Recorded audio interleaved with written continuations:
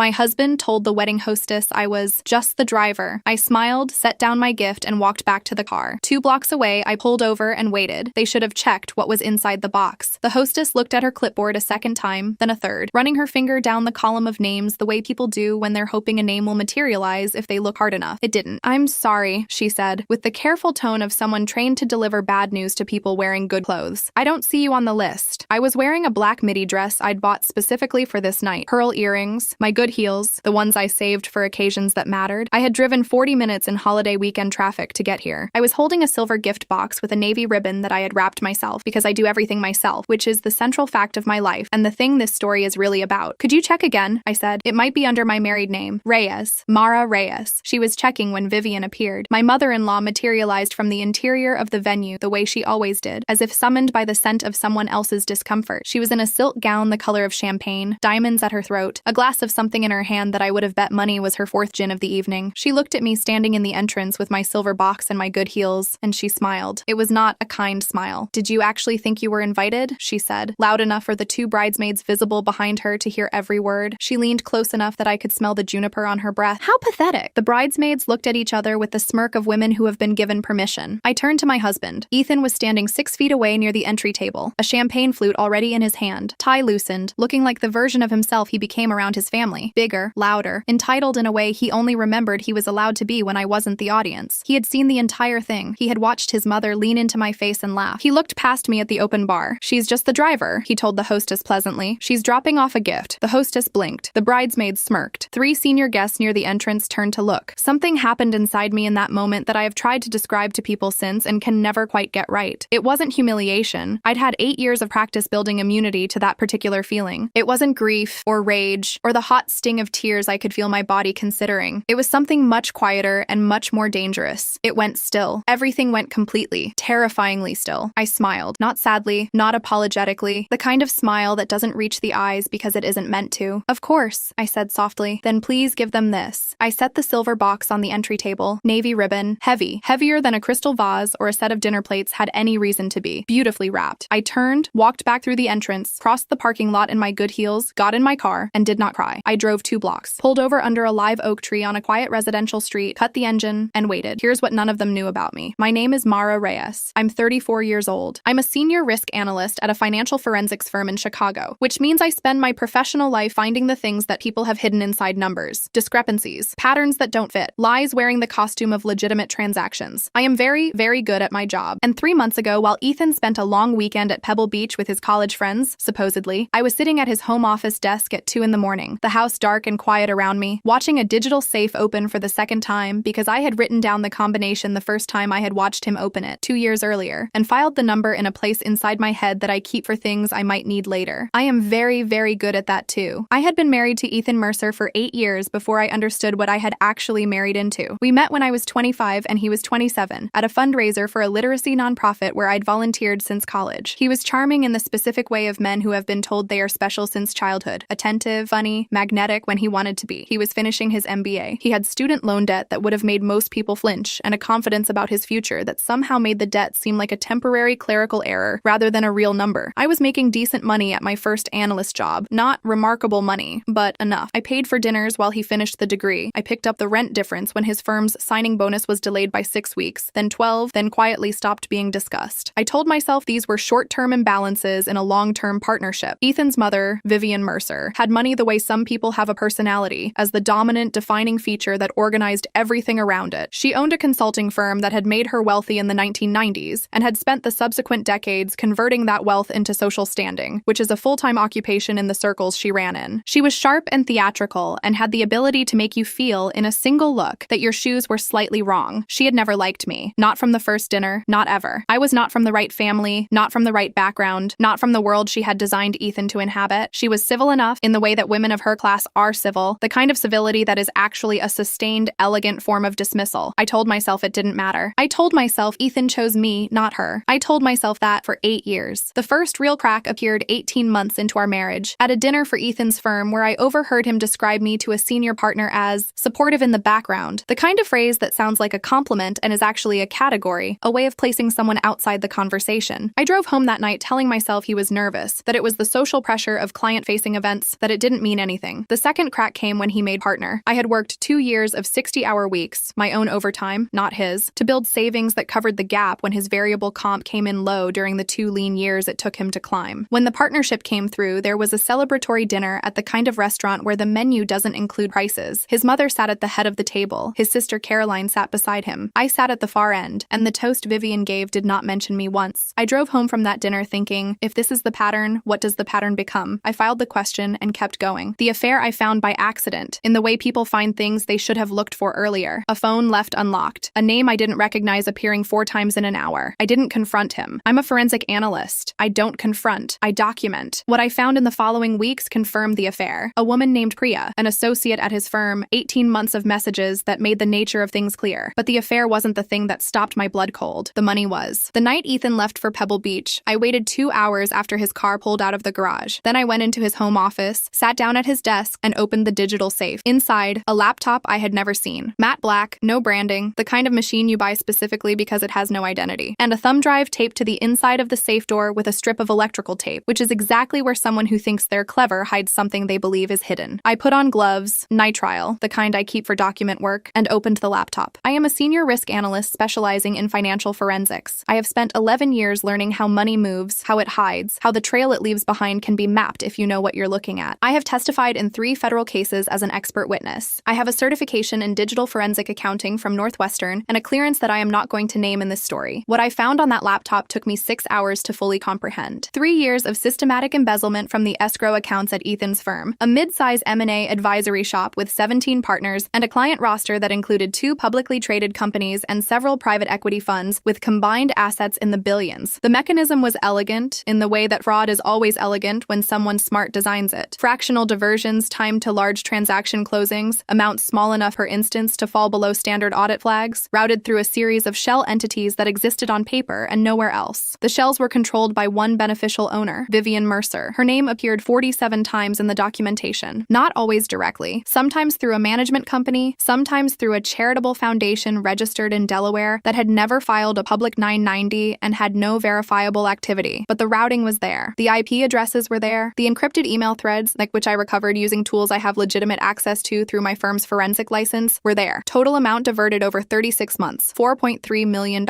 Of that amount, $250,000 had been routed in the past 6 months through a vendor account registered to a company called Mercer Event Solutions, which, when I traced it, was a shell created 8 months ago for the express purpose of paying for Caroline's wedding. Every orchid, every bottle of champagne, the string quartet, the venue deposit, the dress Caroline was going to wear down the aisle, the honeymoon booked at a resort in Tuscany, all of it. Stolen money. I sat at that desk for a while after I finished, just breathing. Then I photographed every document, transferred every file to an encrypted drive of my own, replaced everything exactly as I had found it, and went to bed. I did not sleep, but I went to bed. I spent the next 3 weeks doing what I do, building a dossier, not rushing it, not reacting, constructing something that had no gaps, no assumptions, no soft spots where a defense attorney could find purchase. Tab A, the embezzlement transactions, mapped to the corresponding client account closings they had been diverted from, with timestamps and routing numbers. Tab B, the shell company registry filings, the beneficial ownership records, the bank account signatories. Tab C, the email threads, decrypted, printed, cross-referenced with the transaction dates. Tab D, the Mercer Event Solutions vendor account, the invoices paid from it, the wedding vendor receipts I had obtained through a combination of public business registration data, and in 2 cases, a polite phone call from my firm's associate who identified herself as conducting a routine vendor audit. Tab E, my own financial records. 8 years of bank statements showing the transfers I had made to cover Ethan's gap years, the shared expenses I had carried disproportionately, the money that had flowed from my labor into a household that was also being funded by theft. This wasn't legally relevant to the fraud case. It was personally relevant to me, and I included it because I needed to see it written down. 312 pages total. On a Tuesday morning, 6 weeks before Caroline's wedding, I drove downtown to the Dirksen Federal Building and walked into the FBI's Financial Crimes Enforcement Network field office. I had called ahead, using the contact number I had from a previous case in which I had served as an expert witness. The agent I met with was Special Agent Dominic Parrish, 12 years in financial crimes, formerly with the IRS Criminal Investigation Division, a man with the methodical patience of someone who has spent his career following money me through mazes. He read the first 40 pages while I sat across from him. He did not rush. When he looked up, he said, "How long did this take you?" 90 days, I said. From initial discovery to today. He was quiet for a moment. "Ms. Reyes, I need you to understand that once we open this, it goes where the evidence goes. We can't promise you control over timeline or outcome." "I understand," I said. "And you understand the whistleblower protections under Dodd-Frank apply to your employment situation, but not to any personal or civil matters." "I have a separate attorney for that," I said, because I did. Her name was Patricia Okafor, 22 years in financial litigation, former federal prosecutor, a woman who had told me on our first meeting, after reading my documentation, "You've essentially done my job for me." Agent Parrish took the dossier. He told me they would be in contact. He did not tell me when. I went home, made dinner, and waited for Ethan to come back from work. I smiled when he walked in. I am very, very good at waiting. The 6 weeks between that meeting and the wedding were the strangest of my life. I knew what was coming. I did not know exactly when. Agent Parrish had called me twice with verification questions, both times from a number that showed up as unknown on my phone. On our second call, he had said carefully that the Bureau was actively developing the matter, which I understood to mean that they were building their own corroborating case around my documentation before moving. I had also filed for divorce. Patricia Okafor had advised me to file quietly, serve the papers through a process server rather than in person, and let the legal clock start running while the criminal process did the same. The papers were filed on a Thursday. They would be served after the wedding, on the Monday following, which Patricia had selected specifically because by that point, based on what she had heard from her contacts, the federal matter would be in motion, and Ethan's ability to respond to civil litigation would be significantly complicated. I had also done one more thing. I had built the gift. It was a silver box, 12 by 16 inches, wrapped in navy ribbon. Inside, 312 pages of forensic documentation, a complete duplicate of what I had given Agent Parrish, assembled in the same tabbed order, printed on acid-free paper that archivists use because it holds up. At the bottom of the box, beneath the last tab, I had placed a small Bluetooth speaker, no larger than a hockey puck, wired to a burner phone and programmed to auto-answer on the first ring and broadcast through the speaker at full volume. The phone number I had given to no one. Only I had it. I had rehearsed what I would say. Once into the mirror in my bathroom at 11 p.m. on a Thursday, wearing my pajamas, speaking in the steady, level voice I use when I testify in court. Then I put the script away and trusted myself to remember it, because I always do. I had also checked the wedding planning spreadsheet, the one I had built myself 8 months earlier, before I was removed from the planning process after Vivian decided I wasn't a good fit for the committee. I still had the copy on my Google Drive. At 8:45 p.m., per the timeline I had personally constructed, the best man would present family gifts at the head table. I knew exactly when Ethan would open the box. Standing at the entrance that night, listening to Vivian say how pathetic in front of the bridesmaids and the guests and my husband of 8 years, that was the moment I understood that I had been right to build what I built. Not because it validated my anger, because it confirmed what I had known for months, that these people were never going to surprise me. They were going to be exactly who they had always been, right up until the second the floor opened underneath them. I set the box on the entry table with both hands. "Of course," I said. "Then please give them this." I smiled at the hostess. I did not look at Ethan. I did not look at Vivian. I walked back to my car, drove 2 blocks, and pulled over under a live oak tree on a residential street where I could see the venue lights through the branches. I cut the engine. I put the phone on the seat beside me. I checked the time. 8:31 p.m. I waited. 8:38, 8:42, 8:44. My hands were completely steady on my knees. I noticed that specifically, the absence of trembling. After 8 years of absorbing the weight of another person's life while being told I was supplementary to it, my hands were the stillest they had ever been. 8:45. I dialed. Later, from witness accounts that were eventually part of the public record, I was able to reconstruct what happened inside the tent. The best man, Ethan's college friend Marcus, who would later cooperate fully with federal investigators in exchange for immunity, had carried the silver box to the head table as scheduled. He had set it in front of Caroline, who was still in her dress, champagne in hand, radiant in the way brides are when they are the center of the universe, and haven't yet understood that universes have edges. Ethan had been at the head table when the box arrived. He'd glanced at it, seen the navy ribbon, and apparently said something dismissive. Marcus recalled the words as probably something sad from Mara, and reached for it himself. When the phone inside rang, he picked it up. Of course he did. His voice came through the speaker when he answered. Surprised, a little amused, the tone of a man who believed whatever was about to happen was going to be manageable. And then mine replaced it. "I hope everyone's enjoying the $250,000 wedding," I said, in the same voice I use when I testify. Level, clear, no heat, especially the partners from Ethan's firm. Every flower, every drop of champagne, every stitch of that dress, paid for with your stolen money. The tent went silent, according to 3 separate witnesses, in the way that large spaces go silent when something too large to process has just entered them. Senior partners set down their forks. A managing director from Ethan's firm, a man named Gerald Whitmore, 26 years at the company, the kind of institutional memory that notices things, pushed back his chair slightly. Vivian was on her feet. She was across the tent in seconds, according to Marcus, who watched her move through the crowd with the focused urgency of someone who understands exactly exactly what is happening and is 3 seconds behind stopping it. She grabbed the box. She began tearing through the tabs, scattering pages, looking for the speaker, clawing through 312 pages of documentation that, even in her panic, she had to understand, in some part of her brain that was still functioning, was not going to get better the longer she looked at it. Ethan had dropped the phone. It didn't matter. The speaker continued. "I know about the Cayman Foundations," my voice said. "I know about the Peterson acquisition escrow. I know about all of it." A pause. I had timed it deliberately. "You called me the driver tonight, Ethan. You were wrong. I'm the whistleblower." The call cut off. 3 seconds of absolute stillness. Then the front gates of the venue filled with red and blue light. 4 black SUVs, 3 police cruisers, 15 federal agents in FBI windbreakers, moving through the tent with the organized efficiency of people who have done this before and will do it again and are completely unimpressed by orchids. Special Agent Dominic Parrish led the team personally. I learned that later. 12 years in financial crimes. He had chosen this particular night deliberately. The firm's senior partners would be present. The evidence could be seized in a context that maximized both its legal utility and its visibility to the professional community that had been defrauded. He understood optics. I respected that. Vivian was handcuffed at the head table in front of every socialite she had ever lunched with, every charity board she had ever chaired, every person whose respect she had spent 30 years purchasing with money that was not entirely hers. The diamonds were still at her throat when they walked her out. She was screaming. Witnesses used that word consistently, screaming. But by that point, the pages were scattered across the tent floor, and the agents had the box and the Bluetooth speaker and the burner phone and 312 pages of documentation that I had spent 90 days building so that there would be no gaps. Ethan did not scream. He went to his knees. That detail stayed with me longer than I expected it to. Not with satisfaction exactly, more with the feeling of seeing something confirmed. He went to his knees because that is what people do when the weight of what they have done, carried for so long inside the fiction of a life that appeared successful, finally arrives all at once. The knees go first, then everything else. Caroline, in her stolen dress, stood at the head table and watched her wedding become a federal crime scene. I was sitting in a dark car 2 blocks away, watching red and blue light strobe through the branches of a live oak tree. I didn't smile. I didn't cheer. I didn't feel the hot rush of vindication I had expected for 8 years of small and large diminishments, for every dinner where I sat at the wrong end of the table, for every introduction where I was described as supportive in the background, for the night my husband told a hostess I was the driver. I put the car in drive. He wasn't wrong about that part, as it turned out. I had been driving. For 8 years, I had been the one behind the wheel, keeping the thing moving, covering the distance, doing the work that doesn't get acknowledged because acknowledged work stops being useful to people who need you not to notice what you're doing. I drove. Vivian Mercer was indicted on 14 counts: wire fraud, money laundering, conspiracy, and several others that Patricia Okafor explained to me over the phone the morning the indictment was unsealed, reading from the document with the quiet pleasure of someone who has done this work for 22 years and still finds a clean indictment satisfying. Ethan was indicted on 9 counts. He hired a defense attorney who spent 3 months trying to build a case around the argument that he had been misled by his mother, a position that might have been more sympathetic if the evidence hadn't included encrypted emails between them discussing the routing structure in language that left no room for misinterpretation. He pled guilty to 3 counts in a negotiated agreement: 18 months, minimum security federal facility, 3 years probation, full restitution. The firm, or what remained of it, was placed under a consent decree and a court-appointed monitor. Gerald Whitmore, the managing director who had been in the tent that night, became the de facto head of the restructured entity. He called my office 3 weeks after the arrest to thank me, which was a strange conversation, and which I ended as quickly as professionally possible. The divorce was finalized 7 months after I filed it. Patricia secured a settlement that included my full financial contribution over 8 years, calculated to the dollar using my own records in tab E of the dossier, plus interest. The marital home, in which my down payment had constituted 60% of the initial equity, went to me in full. Ethan signed the papers from federal custody. He sent me one message through his attorney, which Patricia forwarded to me and which I read once. "I hope someday you understand how much of this you caused." I read it. I put the phone down. I went back to the document I was working on. There is an end to this story, but it doesn't arrive with a bang. It arrives quietly, the way things actually end when they're real. 14 months after the night at the venue, I was sitting on the porch of the marital home, my home now, the one I had always carried 60% of, on a Sunday morning in early fall, coffee in hand, reading. The neighborhood was quiet. A neighbor's dog was doing something ridiculous in the yard across the street. The light was the color of the specific September light that has always made me feel, for no articulable reason, that things are going to be all right. My phone buzzed. A news alert. Vivian Mercer, sentenced to 84 months federal prison. Restitution ordered, $4.3 million.